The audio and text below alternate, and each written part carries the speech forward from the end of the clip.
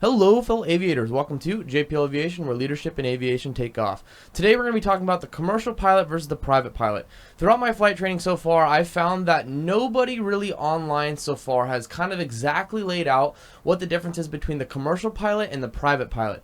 You see, they always said, well, the commercial pilot is just a more in-depth version of the private pilot. You do a bunch of the same maneuvers, but there's only a couple new ones that you have to learn, and there's only like one or two knowledge areas that are different. Part of that is true.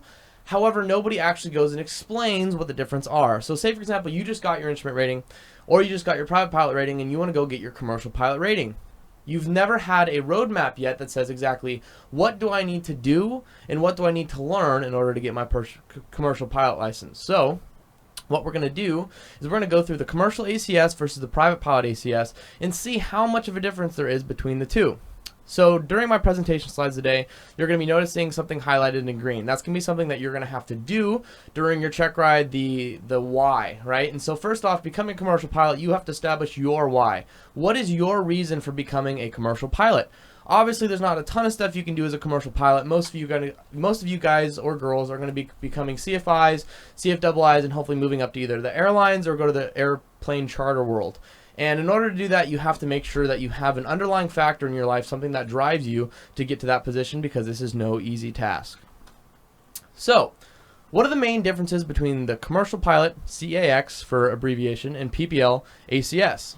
Well, you're going to have maneuver tolerances for the basics. And by the basics, I mean your slow flight, your power on stalls. All the simple maneuvers that you're going to do, they're going to be on narrow margins. Why? Because you're a commercial pilot now.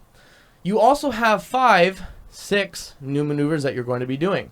Those new maneuvers are going to be the Chandelle, the Lazy 8, 8s on pylons, steep spiral, accelerated stall, and the power off 180, which is your 6th one, or also called the forward slip to landing for your private pilot.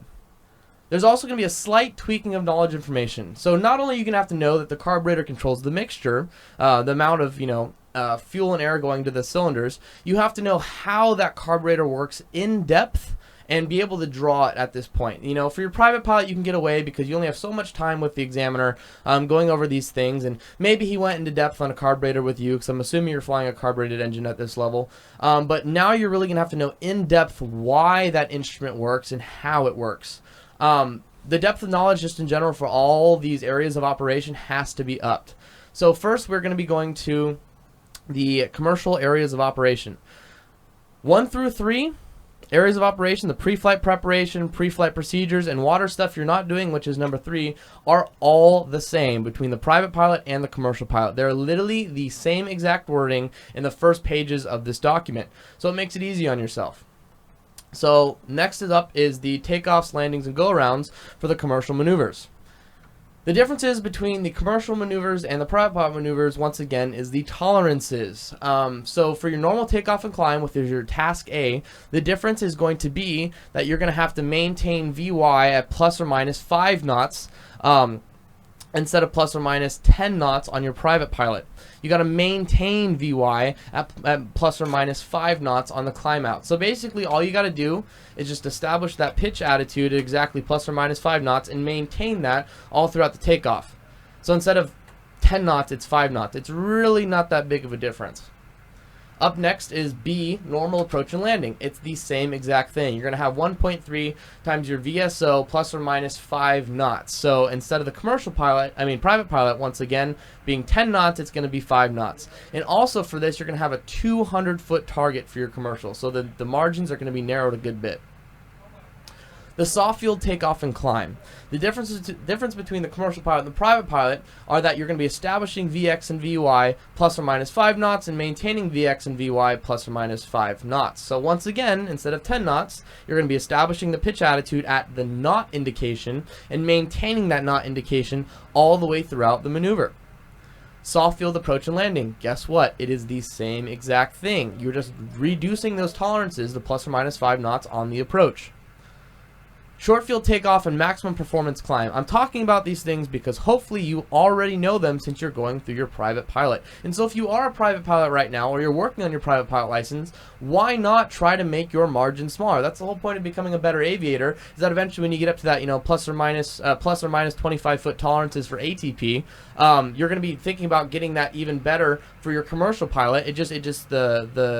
The area of perfection narrows and narrows until you can get to a very, very precise level of flying. So why not start thinking ahead as a private pilot? And if you're watching this as a private pilot, I commend you because you're already doing a fantastic job thinking and trying to learn ahead.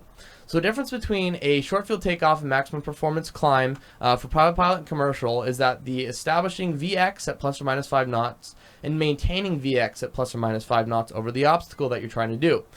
And you're also maintaining VY at plus or minus 5 knots when the obstacle is cleared, as opposed to the 10 knots for your private pilot. So it's really, really simple so far for this. Your short field approach and landing is also the same thing, except the difference between a short field approach and landing is that for your private pilot, you have 200 feet for your exact target location that you're trying. So say, for example, it's the numbers, and then 200 feet past that is where you're trying to land for private pilot. Well, for commercial, what are you trying to do? You're going to maintain plus or minus 5 knots on approach and shoot for 100 feet past the numbers for the commercial. But see, this is the thing. If you're able to maintain plus or minus 5 knots on your approach for a commercial pilot level, you know how much easier hitting that 100-foot landing spot is going to be just because you have the precise airspeed coming down. Because as you know, the hardest part for everybody when they're coming in for the short field approach and landing is that they'll be all over the place. They don't actually have a good descent angle, setting their power, setting their pitch just exactly for 60 knots or whatever is in your airplane according to the POH. And so they come in and land too far or they'll land too short and end up having to go around with a disappointed instructor on board. So that's the main difference between the short field approach and landing. Power off 180 approach and landing. So this is the fun part. In the commercial ACS versus the private pilot ACS, they say that in the private it is just a a forward slip to landing.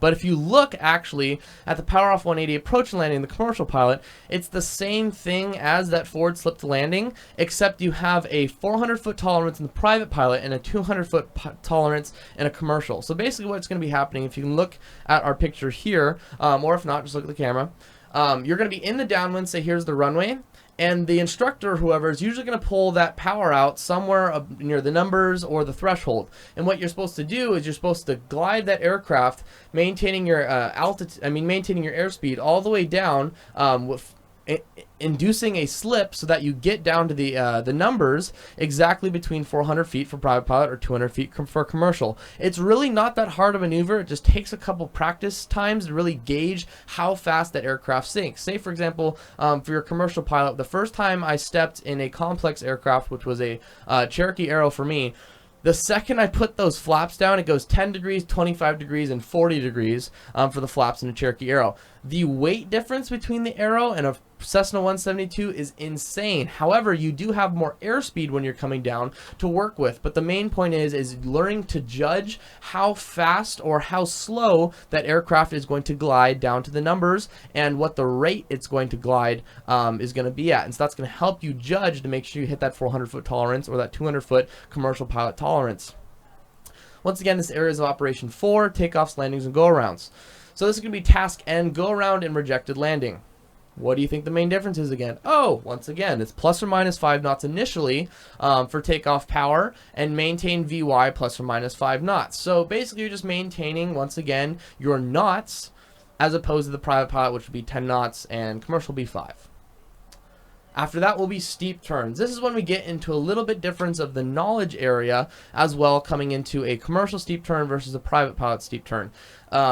Once you understand in the private pilot that you need 45 degrees of bank, and you're going to be doing those fun circles over and over again, which most people will end up getting sick, so make sure you bring a bag for the first time.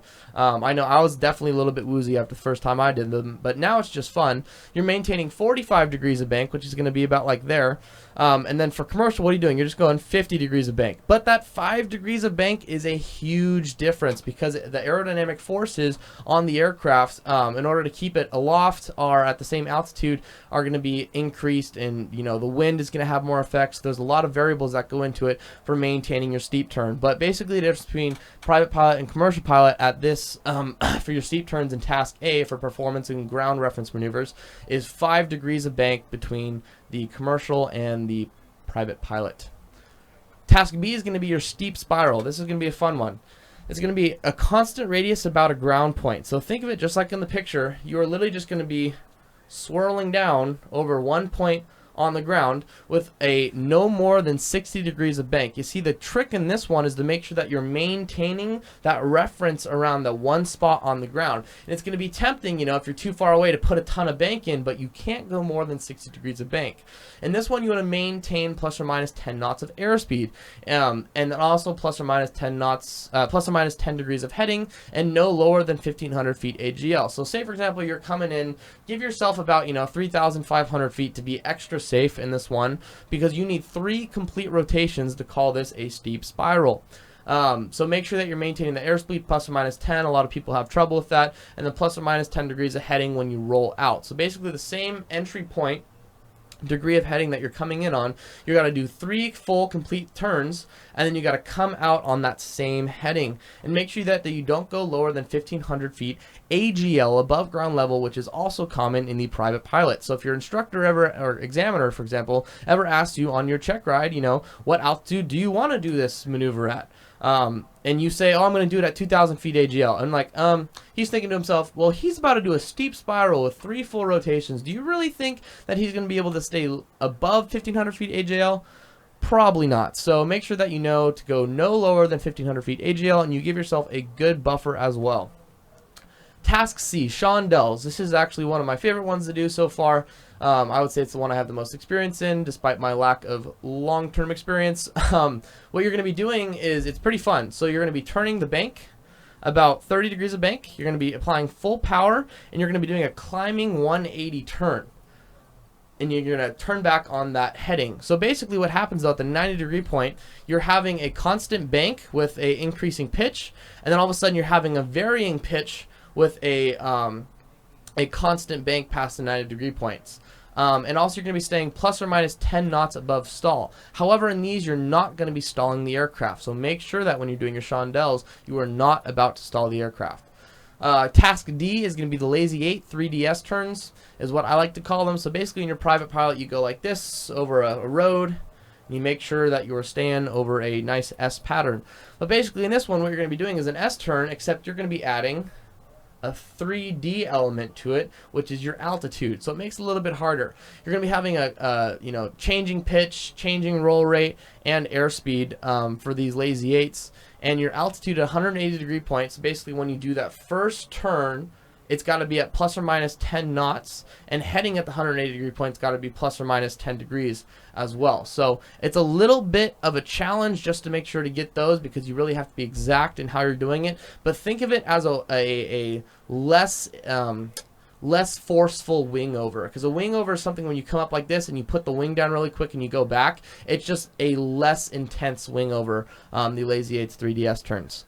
So you also have 8s on pylons. So the 8s on pylons, the critical thing that you're going to be learning about this is going to be your pivotal altitude. And your pivotal altitude just basically means the altitude at which you're going to need to maintain in order to keep the point on the wing over that ground reference point. So the goal is when you're flying, you're looking down to your right or your left and making sure that you're keeping that wing exactly on that ground reference point, the same point on the wing over that ground reference point.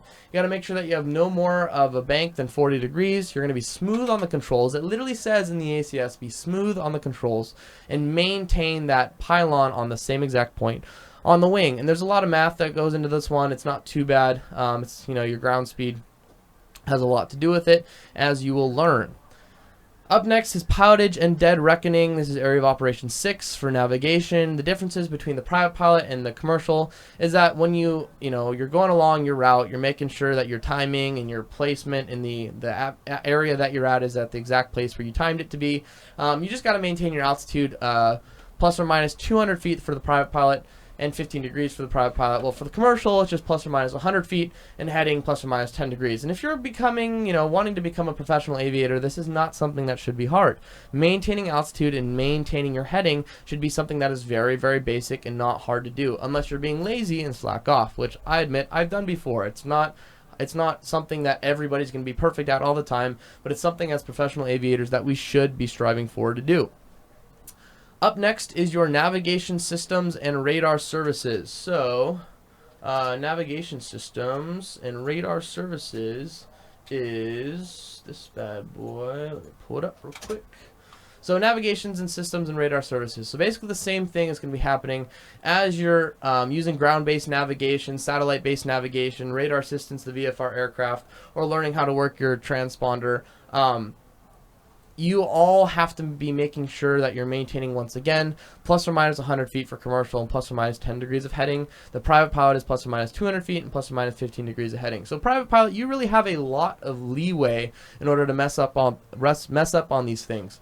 Navigation systems and radar services, you're going to be determining your airplane's position, intercepting and tracking a given course radio. It's pretty simple. Nothing too crazy there.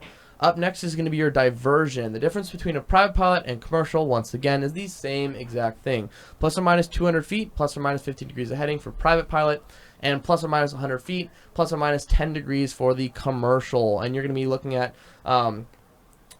selecting a suitable destination route for diversion. You're going to be learning how to update and interpret weather in flight, make a reasonable estimate of heading, ground speed, arrival time, and fuel consumption to divert to the airport. All basic things that you should be thinking about anyways when you go flying, because it's important just in case something were to happen at your primary airport that you're about to go to. Up next is your loss procedures. They're the same. The exact same wording between your private pilot and commercial. You're going to be making sure that you are using an appropriate method to determine your position, maintain an appropriate heading and climb as necessary, identify prominent landmarks, and use navigation systems/facilities or contact an ATC facility for assistance. That is going to be basically the skills. Be able to say, hey, I'm lost. You're going to climb. You're going to try to get yourself back on track using any which way, ATC is going to be able to help you. That's basically what you're doing. Nothing too crazy. Up next, we have more maneuvers. It's going to be slow flight and stalls. So first up is maneuvering during slow flight. Slow flight is, once again, you're going to be putting power back, flaps in, going slow flight with a high angle of attack. And you're going to be maintaining your altitude plus or minus 100 feet for private pilot, plus or minus 10 degrees, plus 10 minus 0 knots, and specified bank angle of plus or minus 10 degrees. For your commercial, it's going to be the same thing, except all you have is a plus or minus 50 feet for your altitude, and you have a plus or minus 5 knots, and specified bank angle plus or minus 5 degrees. So basically in slow flight, right, we know power is going to be your altitude. You're going to be banking no more than probably 12 to 15 degrees maximum in your aircraft, and so you just got to make sure that whatever bank angle he tells you to turn or turn to this heading, you're not exceeding that angle more than plus or minus 5 degrees, and you're really watching that altitude with your power to make sure that you're staying in those turns at that altitude. Up next is the big difference between commercial pilot and private pilot is your power off and power on stalls. Major key here. First indication of stall for commercial and full stall for private pilot. So when you go up as a private pilot, you not only have to show that you know how to get yourself into a stall, but you got to show that you can get yourself out of a stall for your private pilot. That means you're literally going to be fully stalling the airplane with it. During my private pilot training, I had an instructor who would make me stall really hard, and I just thought it was like normal. And so I get to the check ride, and I pull back really hard on the yoke, and he's like, "Oh, look, don't need to do it that much," And so it was all good. I just did less of a stall for it, and it made it a lot easier because my instructor and I did do really hard stalls. But it wasn't a bad thing. It just made me a better pilot because of it.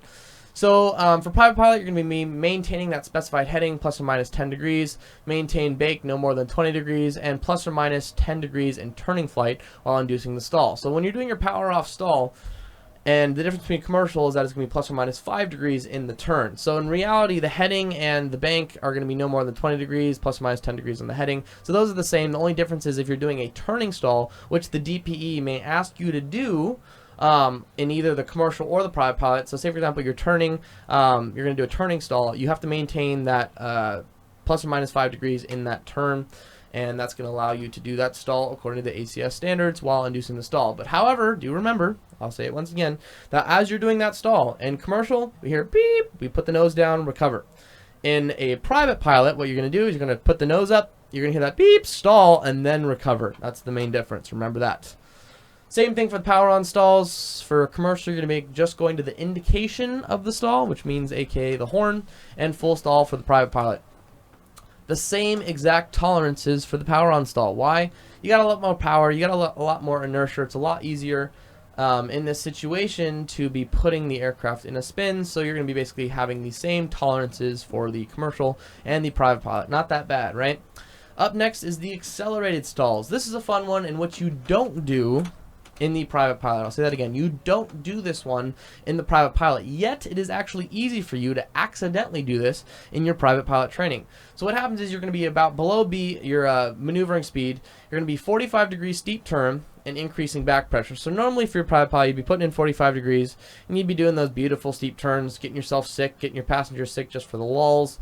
And what you're going to be doing is you're going to be pulling back on that yoke at a certain, rate, a little bit too hard in that 45-degree turn. And next thing you know, in the commercial pilot, you're going to hear that horn and you're going to recover from it. What happens is in an accelerated stall, the main thing that you're going to be looking out for and be able to explain is that it's a lot easier if you're not coordinated. Coordination is key to be pulling back on that yoke and put the aircraft in an inadvertent spin, because you're already in a turn with one wing up, one wing going faster than the other. It's a lot of airspeed, and it's going to push that wing over and put you into a spin a lot easier in an accelerated stall. Also, the load factor on the wings is going to be increased as well. So those are things to be making sure that you know how to explain for accelerated stalls, and I mean really explain, get into the details, aerodynamics of it, because that is going to be important as you're moving forward in your commercial pilot training. Up next is spin awareness. This is the fun stuff. It's all the same. Go to my spin awareness here.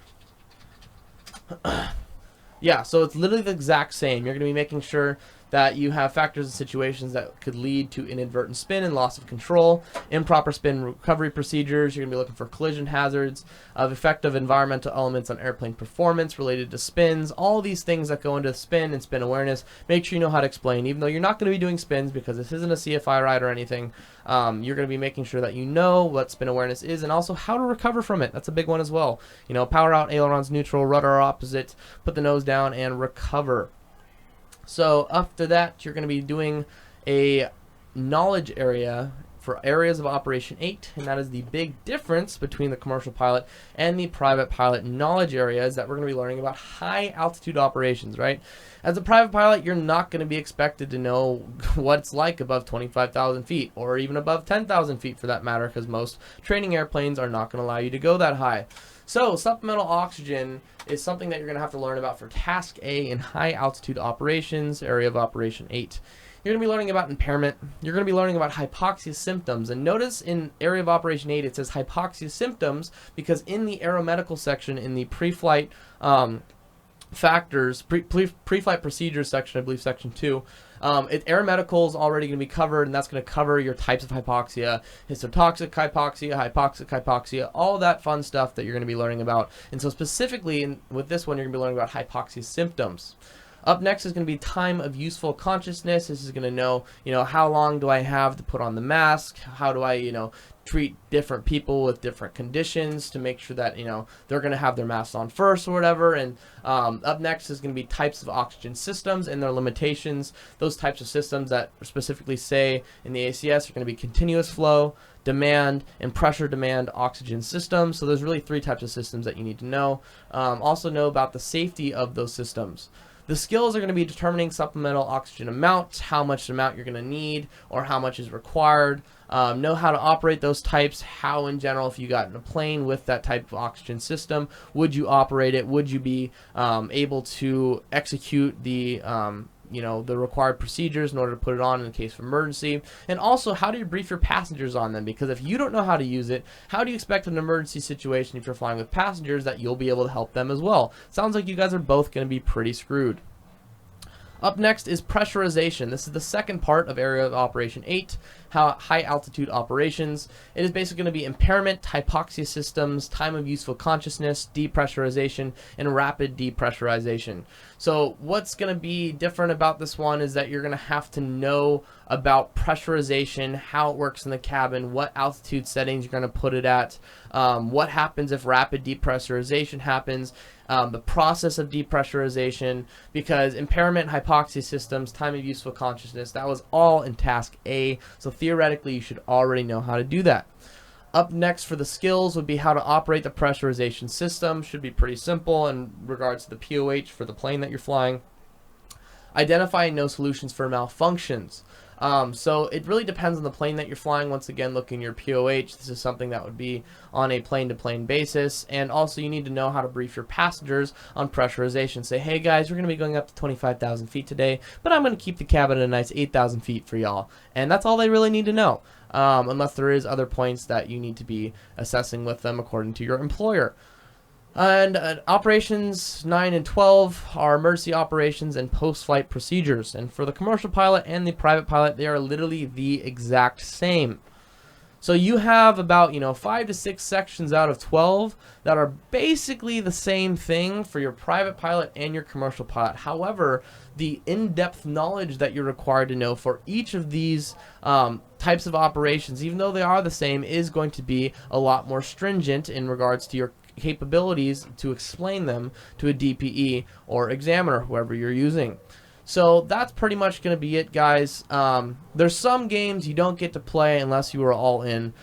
Quote by my favorite guy, Jordan Peterson. And at this point in your commercial training, it's something that you really have to think about, because this is just the beginning of the road.